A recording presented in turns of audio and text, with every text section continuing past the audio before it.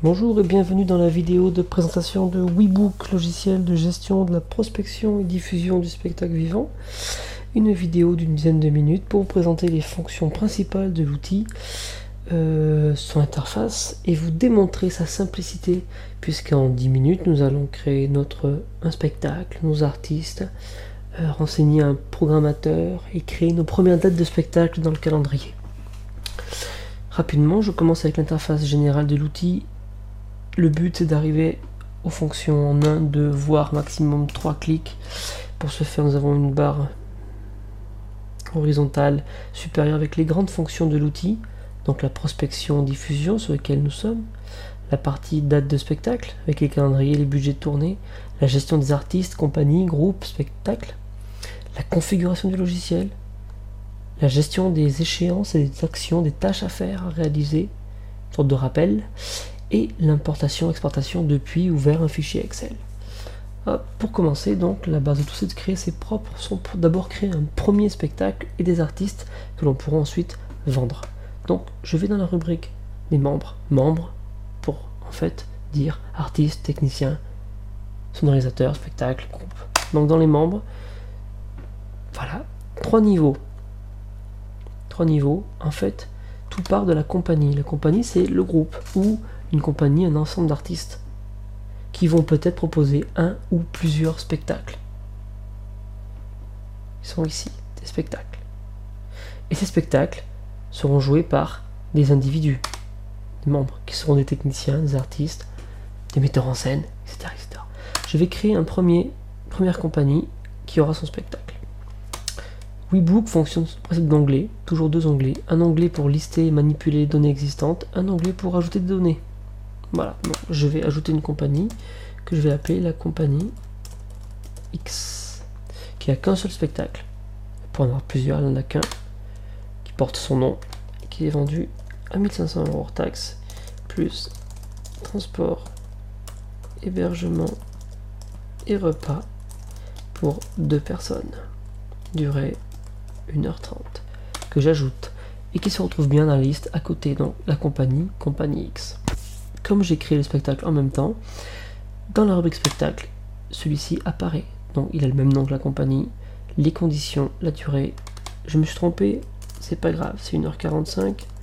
Je change directement dans la liste et je sauvegarde. Très bien, j'ai un spectacle appartenant à une compagnie, mais je n'ai aucun artiste ni technicien pour y participer. Donc je reviens dans la rubrique des individus, des membres, et je vais rajouter un nouveau membre qui va être un artiste que je vais appeler Sébastien Toto. Alors, date de naissance, lieu de naissance, adresse, téléphone, mail, numéro de congé spectacle, cachet net, 150 €. Et je l'ajoute. On le retrouve bien dans la liste. Deuxième individu qui va être un technicien sonorisateur que je vais appeler Sylvain Tata, qui lui aussi sera payé 150 € net. Je ne remplis pas le reste pour des problèmes de temps. Hop, les deux apparaissent bien dans ma liste. Revenons maintenant au spectacle et on va associer à ce spectacle-là nos 2 artistes, Toto et Tata. Ils sont maintenant associés au spectacle. J'ai créé mes artistes, maintenant je n'ai plus qu'à les vendre. Pour les vendre, il me faut créer et renseigner au moins un programmateur.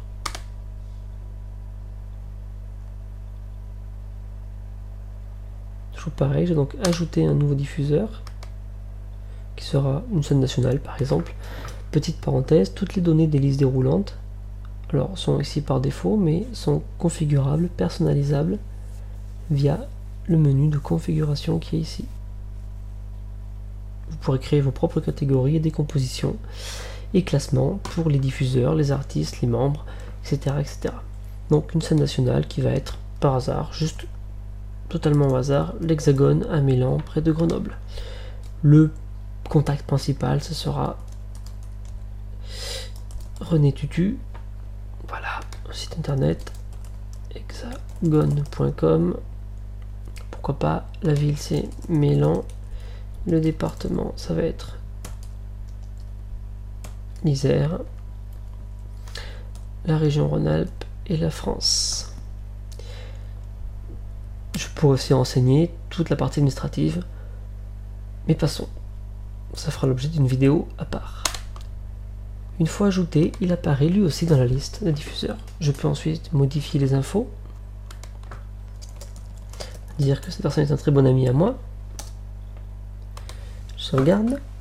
Je peux aussi plus tard, ça fera l'objet d'une vidéo dédiée aussi, si je peux, quand j'ai beaucoup de contacts, les filtrer par différents critères de spectacle, de type, de région, de ville, de nom, de pays, de commentaires, de recherche par mots-clés. Voilà. Bon, je n'en ai qu'un, pas besoin de filtrer. Une fois que j'ai créé un programmateur, je peux travailler dessus, c'est-à-dire compléter les infos que j'ai sur lui. Je pense par exemple lui rajouter d'autres contacts. Ici, j'ai créé en fait, j'ai juste renseigné le programmateur. Je vais créer par exemple un régisseur. On va dire, il s'appelle, il me reste Titi, hein, Laurent Titi,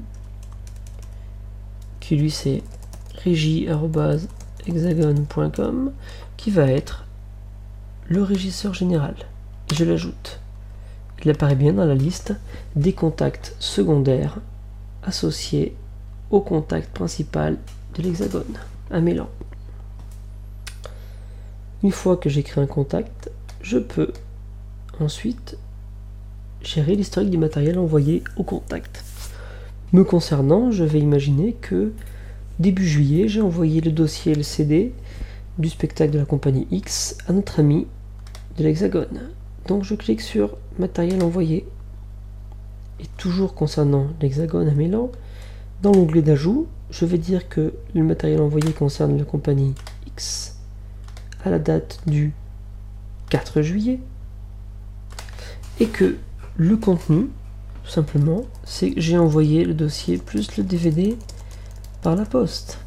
Et j'ajoute cette entrée-là. Revenons à la liste.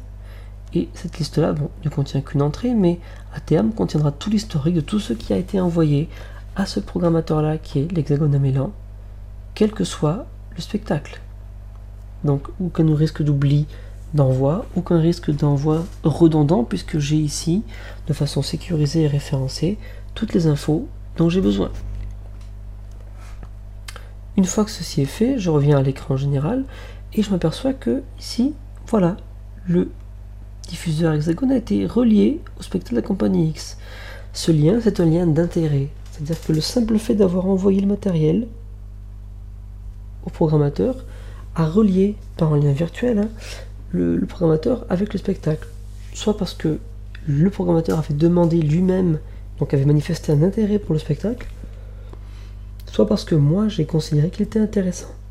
Je pourrais plus tard trier les programmateurs par rapport à leur lien vers un ou plusieurs spectacles. Une fois que le matériel est envoyé, je me dis que j'ai envie de... Je me mets un rappel, comme quoi je vais devoir le relancer en septembre. Donc je vais créer une action. Une action, c'est une action à faire. L'action à faire, je vais l'ajouter et je vais la mettre de type téléphone, rendez-vous, envoi postal, mail. Ça, encore une fois, on peut le configurer dans l'outil. Téléphone, on va dire le 5 septembre, ça me paraît raisonnable.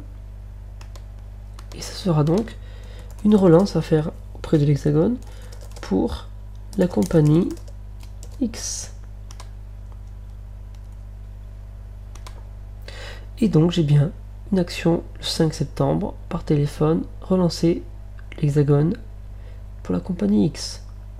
Quand elle sera effectuée, je n'aurai plus qu'à dire à quelle date je l'ai effectuée et cocher la case pour l'enlever du tableau. Petite parenthèse, toutes les actions à faire sont regroupées également ici, tout programmateur confondu. Donc là on retrouve bien une action à faire le 5-9 de type téléphone auprès de l'Hexagone à Mélan, et le contenu c'est ben, il faut que je le relance pour la compagnie X. Les actions dont l'échéance est arrivée à expiration, donc pour lesquelles je suis en retard tout simplement, apparaissent en rouge. Voilà. Et je peux cocher ici pour les supprimer de la liste pour pas avoir une liste encombrée. J'ai créé mon programmateur. j'ai une action qui y est associée, un matériel envoyé, des contacts secondaires qui ont été créés. Je vais créer maintenant pour terminer une date de représentation pour ce spectacle. Je coche sur le programmateur, ajouter une représentation. Alors Milan, l'Hexagone, va concerner le spectacle de la compagnie X. Alors au passage, j'ai changé de menu, il m'a transporté directement dans le menu des représentations. Et je suis en train d'en ajouter une. D'accord? À la date du 13 janvier 2012, ça se jouera à 21 h. On partira de Toulouse.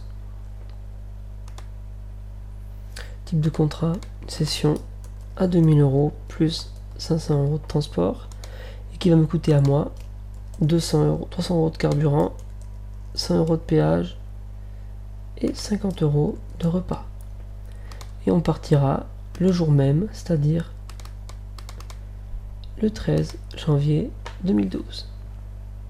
Je peux enregistrer la date. Elle apparaît dans la liste et quand je la sélectionne, elle concerne bien le spectacle de la compagnie X et le diffuseur de l'Hexagone. Session à 2000 €.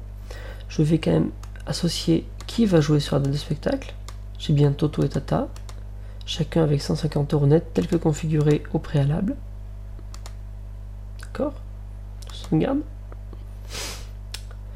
Et vérifions tout de suite maintenant le calendrier.